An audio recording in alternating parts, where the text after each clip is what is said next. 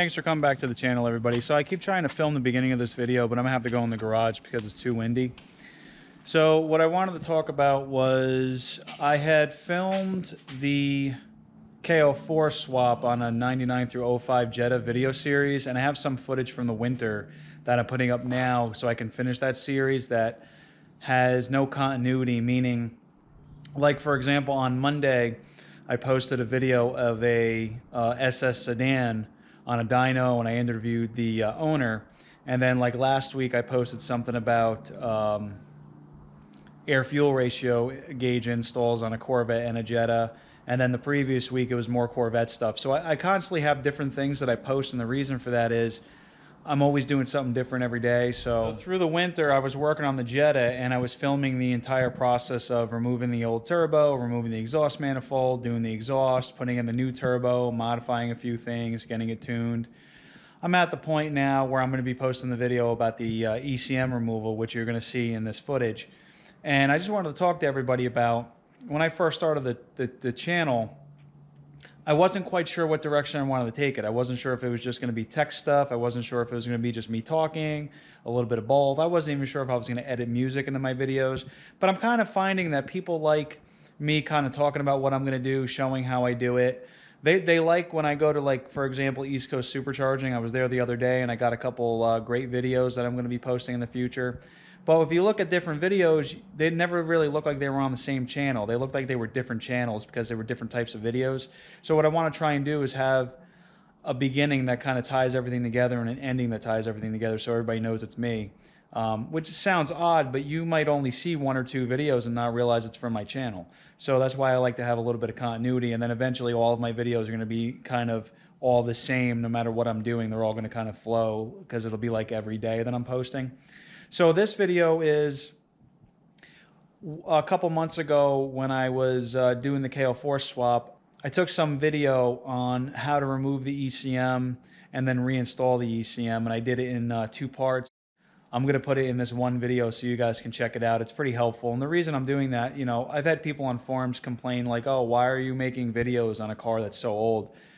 It might be an old car, but I like filming what I'm doing every day because I enjoy the work. And also, somebody might be younger that can't find, you know, service manuals on these things because it's such an old car, and they might be turning to YouTube looking for that information. So if I have the information that can help, I'm going to put it up. Now, I'm not the place to go to for this type of information. You really should go to a dealer if you can, but even then, dealers are expensive. So I put up what I can, and I'm putting up what I did. You know, is it the right way? I don't know, but it worked for me. So that's what my videos usually are. And doing things on a budget. Anybody who knows me by now knows I have a bunch of cars, and you know, altogether my entire collection is a total of like $70,000 worth of money that I spent, but that was over the course of 10 years. So it was all on a budget. If you really put it in the context, it was all budget. And anytime something breaks down, I have to find the cheapest way to fix something just in order to keep the collection, because I don't want to have to sell a car in order to pay for another car's repair. I have to figure out the best way to do it, the cheapest way to do it. So that's what my channel is about. And sometimes I'll have some cool stuff like, you know, a 700 horsepower Corvette and a dyno, and another day I'm pulling a turbo on a 4-cylinder. So I'm going to pull the video now about pulling the ECM out of the Jetta, and hopefully you guys like the footage. Thanks again. Oh, and after it's over, I'll talk a little bit more about updates that are happening in the shop.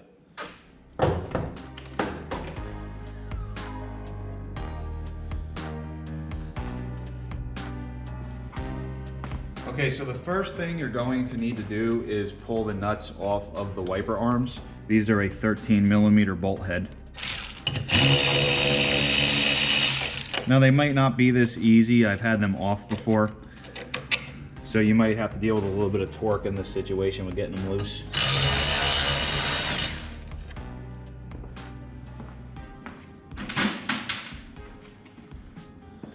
Then what you need to do is pick up on the arm to relieve the pressure on this lower half, and then rock it.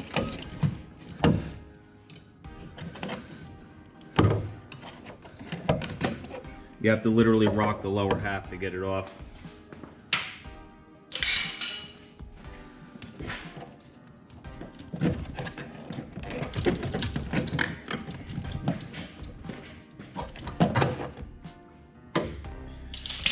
Then you have to pull this weather stripping.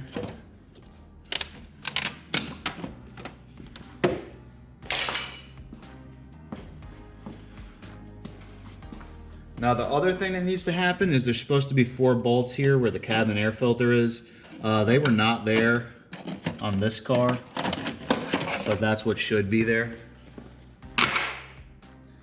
And then what you need to do is lift the cowl up. It needs to go up over the studs for the wiper arms. And then pull the cowl up towards the windshield.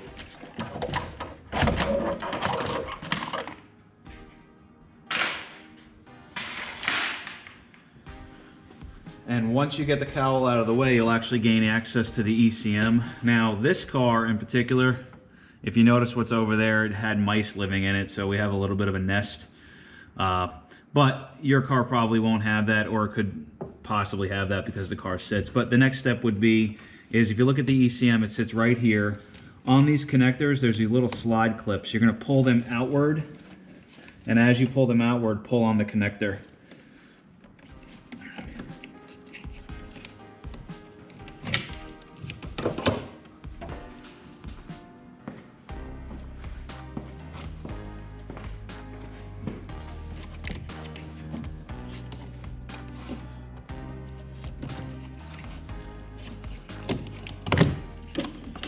And then once you have those removed, the ECM literally comes out. And then that's how you get the ECM out. Now this one was tuned by these guys, Euro Customs. Being that we just put the K04 turbo in this car, I don't know if this tune will work. I mean, it does have some of the stuff that we need, so. I don't recommend going to these guys unless you have done your own research. I typically don't recommend tuners, but these guys are the ones that tuned it already, so we're going to have them tune it again if I can get them on the phone or via email.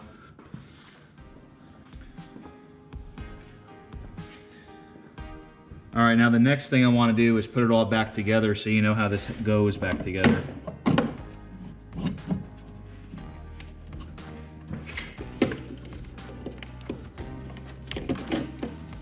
So in the reverse order, you're going to push down on the connector, and as you're pushing down on the connector, you're going to move over to the slide clip. And that'll pop the connector in place.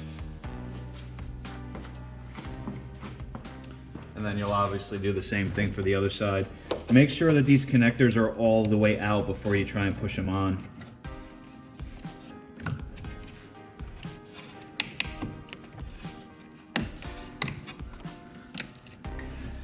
And then what you're going to do is slide the cowl panel down from the windshield area and put that back in place. Now, you could also use this opportunity to clean this whole area out. I have to pull this ECM out again, so prior to me doing a permanent install, I'm going to clean all this stuff out. The next thing you're going to do is throw in the cabin filter cover.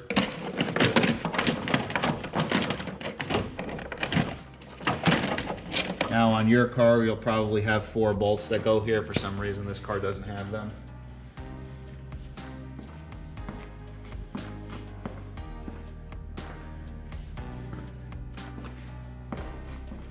The next thing you're going to do is throw on the weather stripping. You need this weather stripping because if you've seen my previous videos, one of the videos I put out was pulling the turbo bolts, and they were so rusted because this was missing and rain was getting in and dropping on the back of the engine, which rotted the exhaust.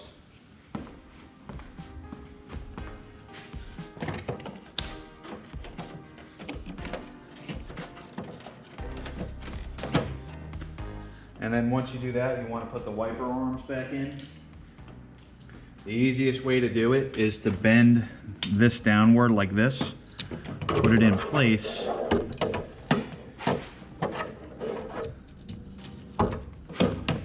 possibly remove the wiper blades. I think I would suggest to do it by removing the wiper blades before you put it in.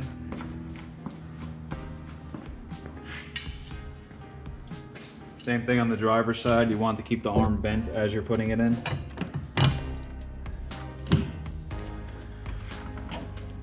You want to position them in the correct spot and then tighten these nuts down.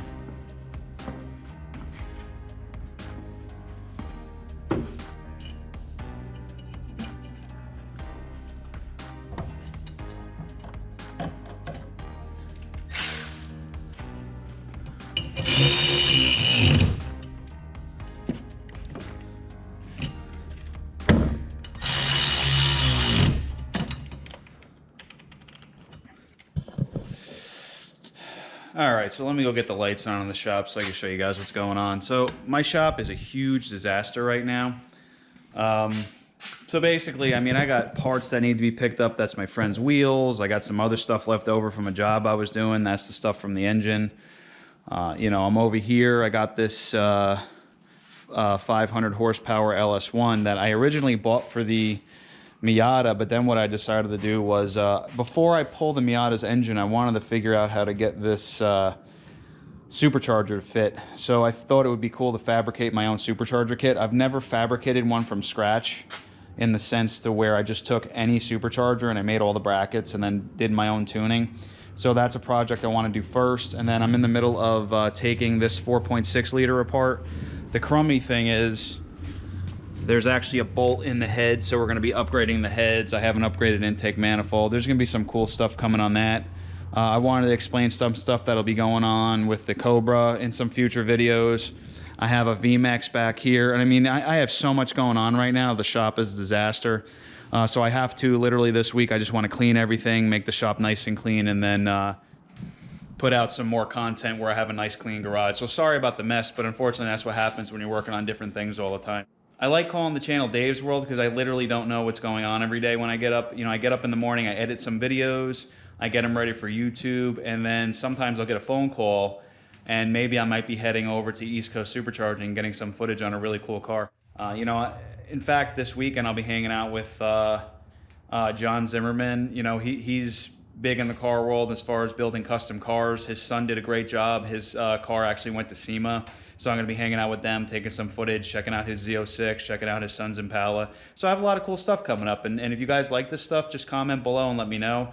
I really appreciate everyone who's subscribing. I mean, you guys are fantastic. A lot of my subscribers are messaging me and, you know, they're telling me it's sort of a breath of fresh air to have a person like me who's not a rich YouTuber, but somebody who can do things on a budget and save money and figure out how to fix cars and build cars, you know, with the lowest amount of money possible. And that's kind of the way I do things. So I really appreciate all the support everyone's giving me, and especially when you like and subscribe and you share my content. You know, it's super motivating when somebody says something nice or shares something or comments on the videos. I really appreciate that. And thank you very much, everybody. And if there's anything you need, just feel free to comment and ask. Have a very nice day.